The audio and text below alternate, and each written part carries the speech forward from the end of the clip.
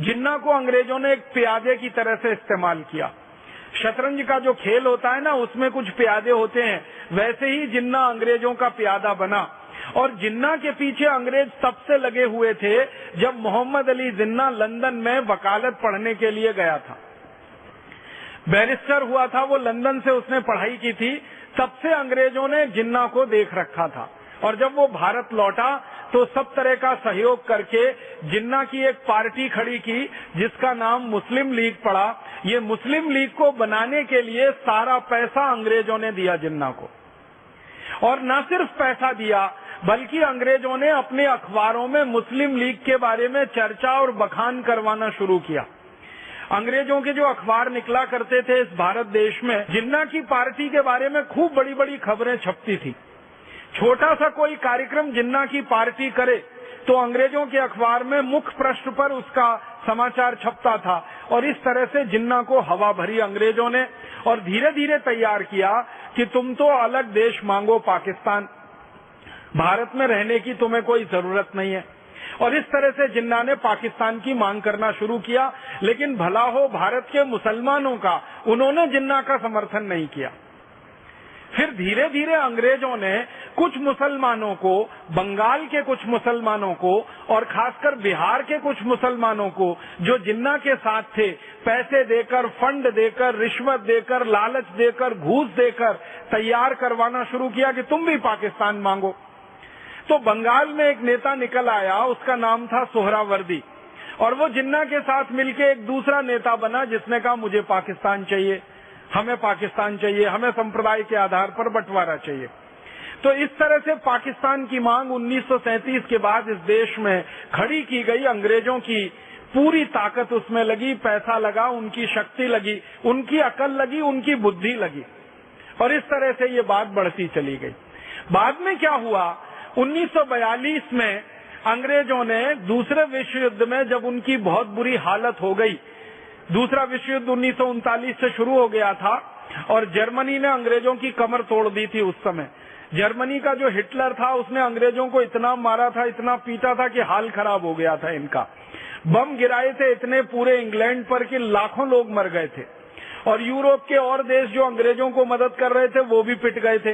तो अंग्रेजों की 1942 तक हालत बहुत खराब हो गई।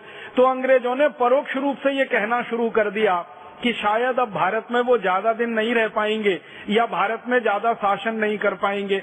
और 1945 में जब दूसरा विश्व युद्ध खत्म हो गया और अंग्रेजों की अर्थव्यवस्था पूरी तरह से ध्वस्त हो गई, तब तो अंग्रेजों ने खुलकर कहना शुरू कर दिया कि अब भारत छोड़कर वो चले जाएंगे। और 1946 में बाकायदा उसकी घोषणा हो गई और 47 में 15 अगस्त को वो चले गए। लेकिन जब 42 से अंग्रेजों का ये मन बन गया कि उनको भारत से चले जाना है, छोड़ देना है, तो उन्होंने भारत के नेताओं से बिना बताए हुए ट्रांसफर ऑफ पावर की बात करना शुरू किया। और उन नेताओं में बहुत महत्वपूर्ण उनके लिए जिन्ना था, और जिन्ना को फिर से उन्होंने यही बात समझाना कि अलग पाकिस्तान ले लो, अलग देश ले लो, तुम प्रधानमंत्री हो जाओगे, तुम ऐसे हो जाओगे, और ये सब चलना हो गया और आगे ये बढ़ता चला गया। अंत में ये हुआ, महात्मा गांधी एक बड़े नेता थे उस समय आजादी के आंदोलन के, उन्होंने एक संकल्प ले रखा था, वो ये कि भारत का बंटवारा होगा नहीं किसी भी कीमत पर। और महात्मा गांधी ने पूरे देश में ये ऐलान कर दिया था कि भारत बटेगा नहीं, भारत एक रहेगा, अखंड रहेगा। अगर भारत का बंटवारा कोई करना चाहता है तो उसको दिन में सपने देखना बंद कर देना चाहिए, मैं होने नहीं दूंगा। और एक दिन तो इतनी कठोर बात कही उन्होंने कि भारत का बंटवारा बाद में होगा, पहले मैं मरूंगा और मेरी लाश पे भारत का बंटवारा होगा। तो गांधी जी ने ये ऐलान कर रखा था। और आपको शायद मालूम है ये बात कि भारत के करोड़ों नागरिक गांधी जी के साथ थे, तो करोड़ों लोग भी गांधी जी के संकल्प के साथ थे, हिंदू हो, मुसलमान हो, सब लोग गांधी जी के साथ कहते थे कि हमें भी भारत का बंटवारा नहीं कराना है। तो माउंटबेटन नाम का एक आदमी भेजा गया इंग्लैंड से, और उसको इसलिए भेजा गया कि वो जाकर भारत का बंटवारा कराने में मदद करे। और माउंटबेटन को भारत में अंग्रेजों का आखिरी वॉयसराय माना जाता है, आखिरी गवर्नर जनरल माना जाता है। उसने आके जो गोटियां बिछाई उसके आधार पर भारत के बंटवारे की पृष्ठभूमि तैयार हुई। उसने क्या किया, जिन्ना को और ज्यादा राजनीतिक महत्वाकांक्षा से प्रेरित करा के एकदम से पक्का खड़ा कर दिया कि हमको तो पाकिस्तान ही चाहिए। तो बातचीत शुरू हुई और उस बातचीत में जो अंदर के दस्तावेज हैं, जो मैं आज आपसे कहना चाहता हूं वो ये कि जिन्ना एक बार महात्मा गांधी से मिलने गया। महात्मा गांधी ने जिन्ना को पूछा, भाई तुमको क्या चाहिए? कि पाकिस्तान चाहिए। क्यों चाहिए? मुझे प्रधानमंत्री होने का है, अलग मुसलमानों का देश बनाने का है। तो महात्मा गांधी ने कहा कि भारत के मुसलमान तो चाहते नहीं कि अलग पाकिस्तान बने, वो तो तुम्हारे साथ है नहीं। तो जिन्ना ने कहा कि नहीं, मेरे साथ बहुत मुसलमान है। तो गांधी जी ने कहा कि देश में एक जनमत संग्रह करा लो। तो जिन्ना उस बात से पीछे हट गया। फिर गांधी जी ने बड़े प्रेम से समझाते हुए कहा कि तुमको प्रधानमंत्री ही होना है ना, तो भारत के हो जाओ, इसमें क्या बुराई है, लेकिन देश तो एक रहे, देश तो नहीं टूटे। तो जिन्ना तुरंत तैयार हो गया और गांधी जी को लगा कि इसकी यही कमजोरी है कि ये प्रधानमंत्री होना है इसको। अब जिन्ना ने जब ये मान लिया कि मैं प्रधानमंत्री हो जाऊं, तो उसने कहा फिर भारत नहीं बंटवारा मुझे करना, फिर भारत को नहीं तोड़ना, माने प्रधानमंत्री पद चाहिए।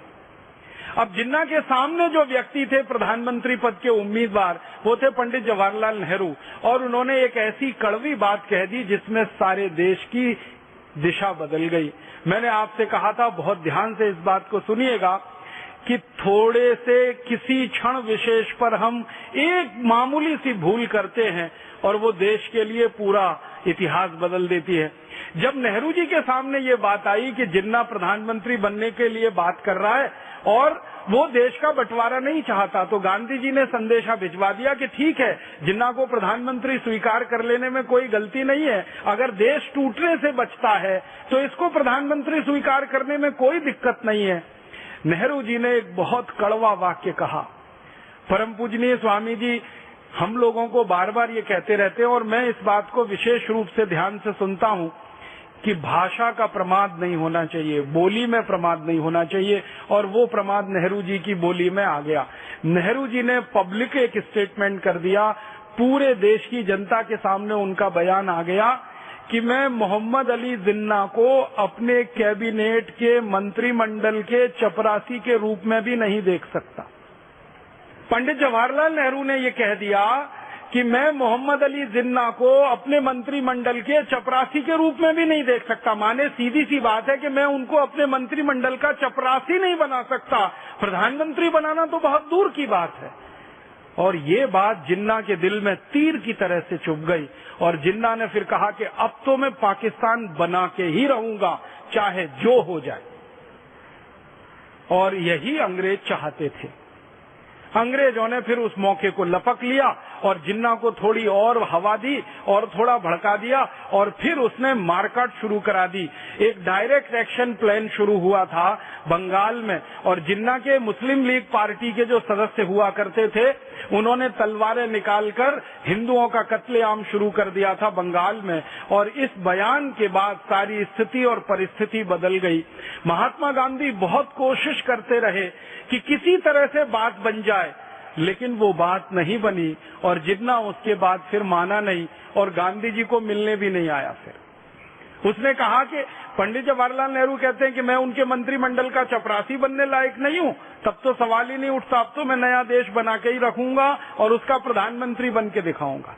अच्छा, जिन्ना का जो एक डॉक्टर था जो उसका इलाज करता था, उस डॉक्टर ने कोई सूचनाएं लोगों को भिजवाई थी और कांग्रेस के कई बड़े नेताओं को ये जानकारी दी थी कि ये जिन्ना ज्यादा दिन का मेहमान नहीं है, इसको बोन टीबी हो गई है, ये 2-4-6 महीने जिंदा रहेगा, उसके बाद मर जाएगा, इसको प्रधानमंत्री अगर बनाना है तो बन लेने दो, देश तो एक रहेगा, बंटवारा नहीं होगा।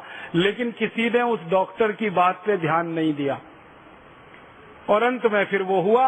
अंग्रेज तो तैयार बैठे थे, तो अंग्रेजों ने अपनी संसद में एक कानून पास कर दिया जिसका नाम था इंडियन इंडिपेंडेंस एक्ट, और इस कानून की परिभाषा में ये तय किया गया कि इस कानून के पास होते ही भारत के 2 हिस्से हो जाएंगे, एक भारत रहेगा, दूसरा पाकिस्तान हो जाएगा।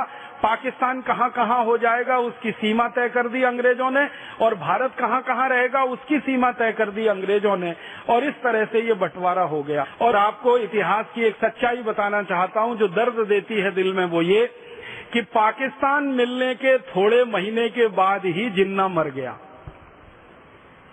सच में मर गया, और वो टीबी से मर गया, उसको बोर्न टीबी थी। तो बार बार उसके डॉक्टर की बात याद आती है कि उसका डॉक्टर ये कहा करता था कि ये 5-6 महीने का मेहमान है, इसको बन लेने दो प्रधानमंत्री, बाकी तो फिर पूरा देश हमारा ही है। लेकिन किसी ने उस डॉक्टर की बात को गंभीरता से नहीं लिया। अगर ले लिया होता तो भारत की ये ऐतिहासिक गलती हमसे नहीं हुई होती, और पाकिस्तान नाम का देश अलग नहीं हुआ होता, और ये भारत एक अखंड देश रहता।